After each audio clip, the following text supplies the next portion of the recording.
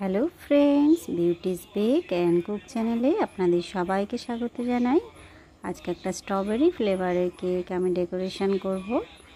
কেকটা ছিল আমার 1 পাউন্ডের। আমি কেক স্পঞ্জটা প্রথমে রেডি করে নিচ্ছি। 3টে ভাগে ভাগ করে নিচ্ছি কেকটা। দেখুন প্রত্যেকটা লেয়ার আমার সমানভাবে কেটে গেছে। এখানে আমি কিছুটা ক্রাশ নিয়েছি, জলের সঙ্গে সেটা মিক্সড করে নিয়েছি।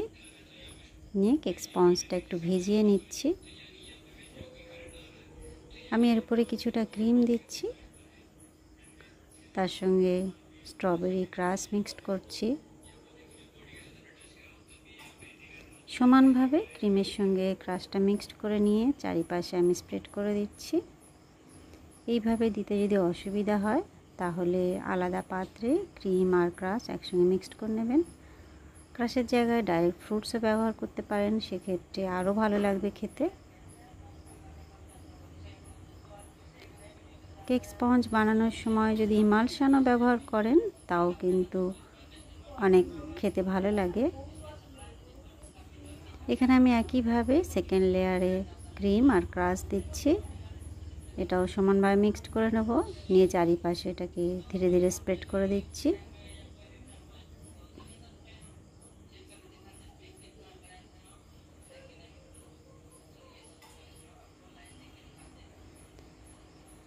ব্যাস, আমি 3 নম্বর লেয়ারটা দিয়ে দিলাম। দিয়ে একইভাবে আমি এটাকেও সোক করিয়ে নিচ্ছি।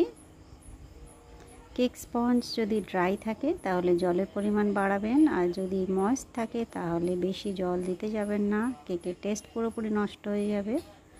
সেটা কেক স্পঞ্জ দেখে বুঝতে হবে কতটা ড্রাই। অনেক ক্ষেত্রে কি হয়, এই জলের প্রয়োজনও হয় না, কেক স্পঞ্জ এতটাই ময়েস্ট থাকে, সেই ক্ষেত্রে জল দিলে কেকের টেস্ট পুরোপুরি নষ্ট হয়ে যাবে। আমি এখানে প্রথমে ক্রাম কোট করে নিচ্ছি। ক্রাম কোট করে আমি এটা 10 মিনিট ফ্রিজে রেখেছিলাম। তারপরে এর উপরে আমি ফাইনাল লেয়ার দিচ্ছি। ফাইনাল আইসিংয়ের সময় একটু টাইম নিয়েই করবেন, তাড়াহুড়ো করবেন না, কেননা আপনার ফিনিশিংয়ের উপরে কেকের লুক পুরোপুরি ডিপেন্ড করে। সেই কারণে একটু ধৈর্য নিয়ে করতে হবে এবং খুবই আলতোভাবে করতে হবে।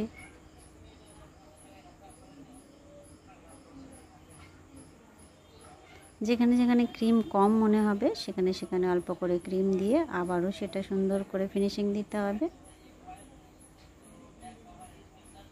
এইভাবে ক্রিম দিতে অসুবিধা হলে অবশ্যই পাইপিং ব্যাগের সাহায্যে ক্রিম দিতে পারেন, তাতে তাড়াতাড়ি হয়ে যাবে। আমি এখানে চকলেট গানাশ ইউজ করেছি। হোয়াইট চকলেটটাকে আমি মেল্ট করে নিয়েছিলাম, তার সঙ্গে আমি রেড কালার মিক্সড করেছি। দেখুন কত সুন্দর একটা রেড কালার এসেছে। এইভাবে যদি কোনো কেক রেড কালার করতে চান খুব ইজিলি এটা হয়ে যাবে। চকলেট গানাশ ব্যবহার করতে পারেন বা গ্লেজ জেলও ইউজ করতে পারেন, তার সঙ্গে রেড কালার দিয়ে এইভাবে খুব সহজেই রেড কালার চলে আসবে। এখানে আমি গানাশ ইউজ করেছি। আমি এখানে নিউট্রাল গ্লেজ জেল নিয়েছি, তার সঙ্গে হোয়াইট কালার মিক্সড করেছি। আমি দুটো করে লাইন টেনে নিচ্ছি। এবার আমি দুটো গোলাপ বানাবো। এটা R11 নজেল, সাদা ক্রিম দিয়েই করব। কিভাবে বানাচ্ছি গোলাপটা একটু খেয়াল করুন, 2-1বার প্র্যাকটিস করলেই হয়ে যাবে। কোনো কিছুই কিন্তু ডিফিকাল্ট নয়, প্রত্যেকটা জিনিস প্র্যাকটিসের উপরে ডিপেন্ড করে।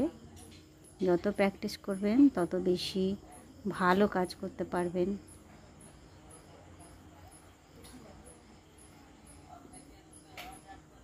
আর একটা গোলাপ আমি বানিয়ে নেব। এখানে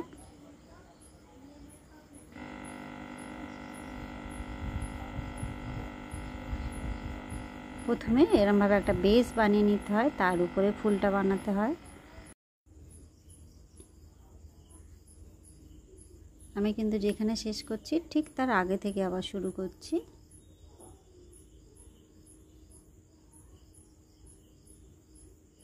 ব্যাস, গোলাপটা আমার হয়ে গিয়েছে। আমি সব সময় কিন্তু ফুলটা বসানোর আগে একটু ক্রিম দিয়ে নিই, যাতে ঠিক জায়গায় আমি বসাতে পারি এবং ফুলটা যেন একটু উঁচু থাকে।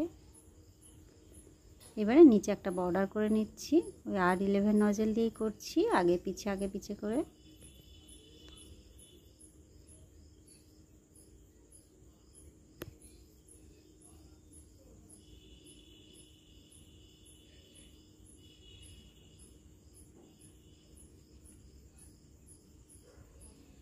এবার আমি কয়েকটা পাতা বানিয়ে নেব।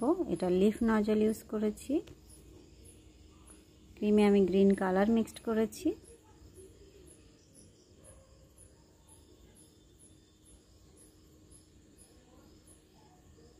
আমি এখানে বাবা মা এই দুটো কথাই লিখব, কারণ এটা একটা অ্যানিভার্সারি কেক ছিল।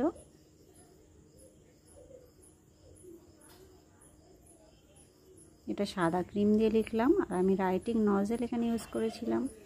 এবার দুটো হার্ট বসিয়ে দিচ্ছি, এগুলো হচ্ছে সুগার দিয়েই তৈরি। ব্যাস, কেকটা আমার কমপ্লিট বন্ধুরা, দেখুন কেমন লাগছে।